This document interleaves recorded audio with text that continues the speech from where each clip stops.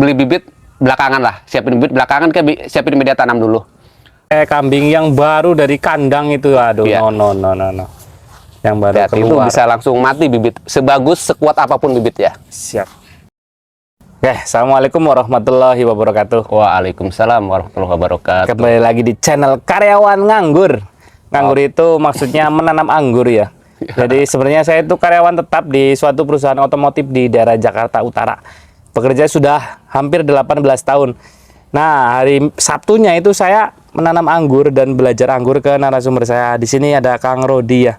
Nah, jadi di sini mau menjelaskan bagaimana media tanam Ala kita ala Maxi Grab Kang Rodi. sederhana aja. Sederhana aja yang hasilnya Yang penting bisa luar biasa. berbuah. Bagus insya Allah, mudah-mudahan. nanti bisa dilihat di video-video Kang Rodi sebelumnya yang buahnya banyak ya. Nah, itu caranya bagaimana, apa aja dan bagaimana gitu ya. Jadi ini khusus buat media tanam. Biar teman-teman tahu persis bagaimana caranya dan jangan beli bibit dulu sebelum media tanam siap. Sabar dulu, tenang, bibit banyak. Oke, siap, langsung aja Kang, gas. Siap. Insya Allah. Mohon dibantu nih media tanam yang dipakai Kang Rodi di sini nih dengan hasil yang itu tuh belakang tuh banyak banget dan subur ya teman-teman. Mudah-mudahan. Subur banget nih. Nah, ini media tanamnya Kang Rodi itu apa aja nih? Nah, ini nanti kita akan bahas sedikit. Ini kita praktek tanah Lembang, tapi nanti kita jelaskan untuk tanah merah ya, Kang ya. Tukang ya. Siap. Oke, ini untuk sekarang kita bicara tanah Lembang ya. Ini biasa kita tanah Lembang ini untuk di pot, karena di pot kita nggak butuh banyak tanahnya, makanya kita pakai tanah Lembang masih kebelilah gitu. Tapi kalau butuhnya banyak juga kita akan tertarik ke tanah merah juga. Karena itu kita ini praktek di tanah Lembang. Ini untuk biasa kita pakai ya teman-teman. Kalau tanah merah nih, maaf, kalau tanah Lembang, ini tanah gembur teman-teman. Ini tanah udah sangat gembur nih, pecah ya, gini. Ini pemakaiannya adalah satu tanah Lembang, satu bagian maksudnya. Pasir kira-kira 1/5 lah dari tanah ini, atau 1/6.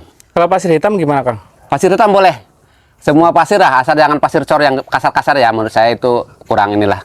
Kira-kira 1/5, 1/6-nya dari ini. Nah, ini sekam bakar satu bagian dari tanah Lembang, sekam mentah satu bagian dari tanah Lembang, sama juga dengan ini. Nah, ini kohe kambing yang udah lapuk, udah lama. Ini kira-kira bisa satu bagian boleh teman-teman kalau mau banyakin, atau kurang setengahnya boleh, atau tanpa ini pun masih bisa gitu. Intinya kita nggak usah terlalu sulit ya, terutama ini karena ini rawan teman-teman. Kalau kita belum punya yang lapuk jangan dipaksakan pakai ya. Kalau kita belum punya kohe yang lapuk, kita ini aja juga cukup. Tanah Lembang, pasir, sekam bakar, sekam mentah cukup. Sekam mentahnya yang sudah lapuk apa gimana Kang? Kalau udah lama lebih bagus, dia udah lebih siap gitu. Yang baru juga masih ini toleransi lah, masih bisa. Minimal kita udah kena siram-siram sekali 2 kali sejak dari penggilingan padi ya. Udah kena angin-angin, insya Allah udah bisa siap pakai. Kita pernah juga praktekkan seperti itu, insya Allah cukup aman. Cuma satu yang paling teman-teman harus perhatikan itu kohe kambing ini. Kalau kita ragu, tinggalin aja dulu. Harus benar-benar lapuk soalnya. Kalau dia belum lapuk, masih panas, bahaya ke bibit nanti. Siap. Gitu. Atau boleh kita bikin dulu teman-teman. Kita beli bibit belakangan lah. Siapin bibit belakangan, siapin media tanam dulu.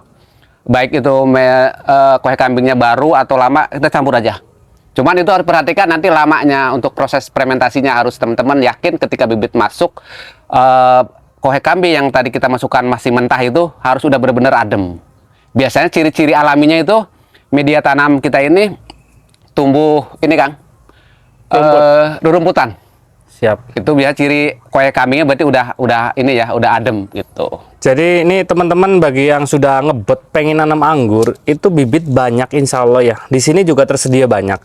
Nah, yang utama itu nyediain media tanam dulu ya. Ya, Banyak betul. nih teman-teman yang beli bibitnya, tapi Medianya media belum tanam siap. belum siap. Lebih baik siapkan dulu Media yang dulu. ini nih, media tanam yang ini nih gitu. Betul. Terus itu LSP3 apa Kang? Ini adalah SP3 sama aja dengan kapur dolomit. Cuma di sini ada kelebihan ini kandungannya ya. Nah, ini bentuknya teman-teman. Nih, dia granul, tapi dia mudah larut. Siap. Nih, Kang. Ya. Nah, kayak TSP ya, tapi TSP keras, kalau ini mudah larut. Nah, kita secukupnya ya. Kalau ini mungkin cukup kira-kira 2 genggam teman-teman nih. Kita akan sekarang aja campurkan ya ke sini nih. Siap. Nanti kita campur semua nih. Ini 1 genggam. 2 genggam. Nah. Terus gimana lagi kalau akar bambu? Oh, itu bagus banget. Ini kita bikin racikan ini standar kita aja, paling minimal ya. Tapi kalau teman-teman punya kompos-kompos dedaunan, akar bambu, trichoderma, itu sangat-sangat bagus ya. Lebih Cuma mahal, kita Kang, ya? bikin standarnya aja. Lebih mahal tapi ya. Betul. Yang penting kita mau menyiapkan, monggo gitu. Siap. Dengan Karena kondisi banyak seperti teknik, ini- banyak cara teman-teman pemakaian media tanam, banyak semuanya juga bagus-bagus insya Allah ya. Siap. Dengan kondisi kayak gini Yang juga penting, hasilnya yang lumayan penting bagus ya. poros ya, gembur plus poros. Kalau cuma gembur, empuk doang, bisa biasanya becek, Siap. benyek, itu nggak bagus buat anggur. Tapi harus poros, dia nggak menyimpan air lama-lama. Dengan cara apa? Penambahan sekam ini agak banyak, gitu, Kang. Kalau gembur bisa aja dari dedaunan lapuk ya, Kang, tapi dia becek, Kang. Siap. Kalau nggak ada sekam ini. Plus ini juga memperlambat tanah jadi becek pasir ini. Siap. Tujuan kita, ya. Oke, Kang, kita campur aja, Kang ya. Siap. Nah, tadi saya sempat bilang kita kadang pakai tanah merah. Nah, ini perbedaan teman-teman nih kalau tanah merah sama tanah lembang ya. Bukan berarti perbedaan untuk aplikasi di pot apa di groundingnya, tapi perbedaan banyak sedikitnya tanah yang kita pakai. Kalau kita pakai tanah merah, mungkin kita, perkiraan kita ini cuma 1/3 dari tanah ini kita pakainya. Oh gitu ya, lebih sedikit Lebih ya? sedikit. Kalau ini kan satu ya, satu bagian tadi tanah lembang. Kita 1/3-nya itu kalau kita pakai tanah merah. Ah, siap. Kenapa? siap. Karena tanah merah itu lebih lengket, teman-teman. Lebih lengket, dia kalau udah kena air nyampur sama sekam itu, kalau kita pakai 1:1 itu akan masih terlalu becek, terlalu lengket. Siap, siap, siap. Yang pernah kita pakai di sini-sini itu kita kurang lebih tadilah 1/3 dari sekam bakar atau 1/3 dari sekam mentah. Kalau dari semua ini berarti 1/6-nya, 1/6 sekam, gitu kan. Misalkan kita pakai sekam bakar 1 karung, sekam mentah 1 karung, berarti kita cukup apa tadi? Tanah merah itu 1/3. Siap. 1/3 karung gitu. Nah, terus kalau misalkan boleh nggak pakai itu NPK? Boleh, yang penting ya jangan berlebihan. Mungkin ini cukup segenggam, cukup ini kita kasih NPK ya, atau 2 sendok, 3 sendok makan untuk nanti, tapi dilarutkan dulu ya. Dalam arti ketika kita campur, kita kocor air dulu ini media, jangan langsung masuk bibit. Mungkin nunggu beberapa hari biar NPK-nya larut dulu, terus pecah, menyebar, biar lebih homogen lah, baru beberapa hari kita masuk bibitnya. Beberapa harinya itu berapa hari, Kang?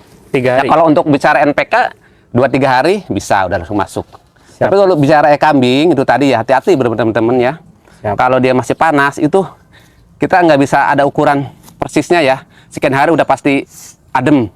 Intinya kita cek yaitu tadi bisa dengan meraba ke dalam media apakah masih panas, hangat atau belum. Atau misalkan dia udah tumbuh-tumbuh dedaunan, rumput-rumput dari beras nih, dari gabah ini, padi-padi, biasanya itu tanda udah mulai siap, Kang. Siap, Kang. Jadi teman-teman nih hati-hati kalau kambing yang baru dari kandang itu, aduh, Iya. no. Yang baru Hati-hati, itu keluar. bisa langsung mati bibit, sebagus sekuat apapun bibit ya. Siap. Bisa mati, bisa stuck, minimal lama sumbuhnya. Tapi itu tadi teman-teman ya, kita misalkan udah bikin media udah bagus, udah gembur sesuai arahan teman-teman dari senior-senior dari manapun. Tapi kok pohon saya kerdil mulu ya? Ya. Bisa jadi yang faktor gitu. lain, mungkin matahari kurang, ya kan? Gitu. Intinya 2 ini nih teman, pondasi utama ya. Media tanam plus matahari itu harus tercukupi. Media tanam gembur plus poros, matahari harus banyak. Matahari minimal berapa jam, Kang? Kalau perkiraan kita nih ya, Ya. perkiraannya minimal 5 jam lah. 5 jam ya. Syukur-syukur matahari pagi ya, matahari pagi ke siang. Siap. Atau ya bisa juga kita ada pohon tertentu itu kita dapat siang ke sore, Kang. Cukup bagus juga.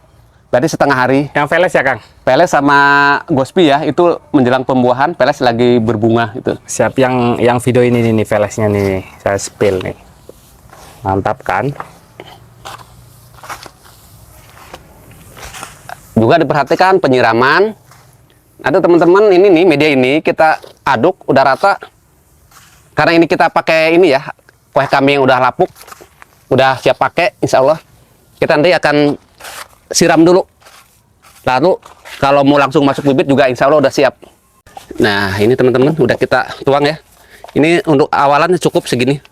Pot ukuran berapa Kang? Ini ukuran 60.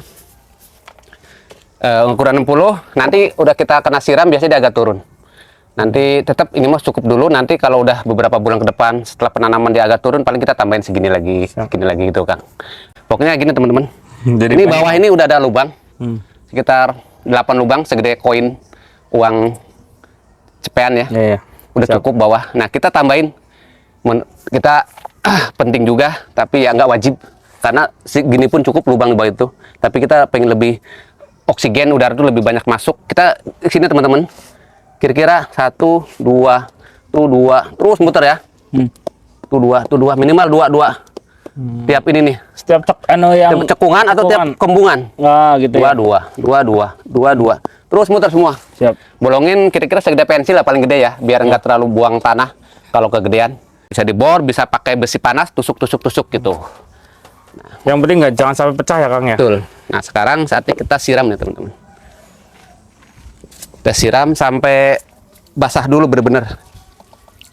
Tuh baru mikirin mau beli bibit apa gitu ya. Bibit mah banyak. Tinggal kontak Kang Rodi. Nanti nomornya saya taruh di deskripsi ya.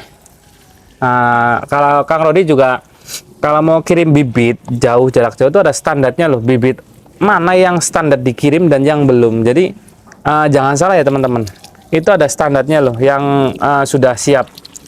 Nanti kita jelaskan di video selanjutnya ya Kang ya. Kita Lihat umur fisik juga.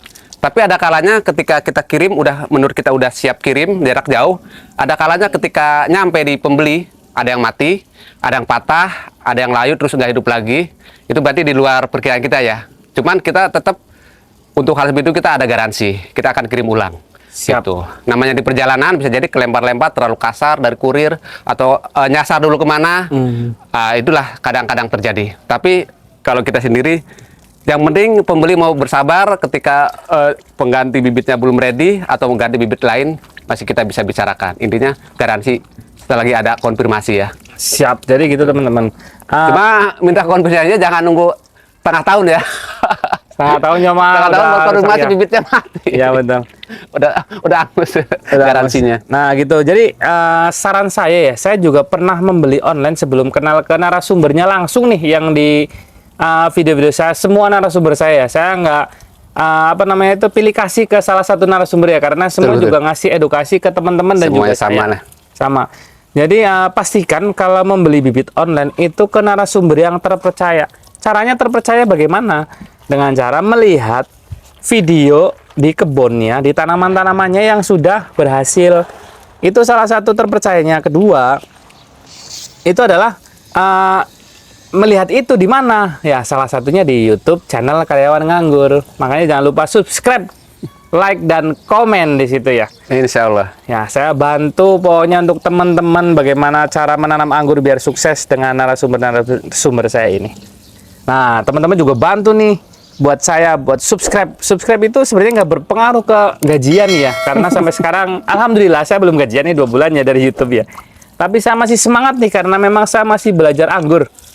Bagaimana cara menanam anggur yang paling baik, dan alhamdulillah saya sudah mulai paham nih sedikit demi sedikit. Tinggal gas saya praktekkan. Gitu ya teman-teman ya. Oke, cukup di situ saja Kang ya. Ini Siap. Siram Jenuh itu Ya, kayak sampai lagunya Marcel Kang.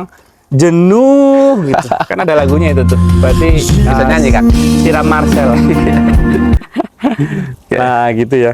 Nah, siram jenuh seperti itu. Jadi siram jenuh sampai jenuh aja sampai sampai airnya satu pot ini basah. sampai Udah, basah ya. cukup. Diperkirakan ya di bawahnya sampai mengalir Netes gitu ya. ada netes mulai berarti udah nyampe lah. Siap. Oke Kang. Oke, siap. Untuk media tanam itu aja cukup. Terima kasih banyak Kang. Assalamualaikum sama-sama. warahmatullahi wabarakatuh. Waalaikumsalam warahmatullahi wabarakatuh. Udah umur udah cukup siap tanam. Tergantung umur ya, kekuatan akar, kekuatan pohon untuk bertahan di dalam packingan gitu. Kita kasih tahu cara teramannya.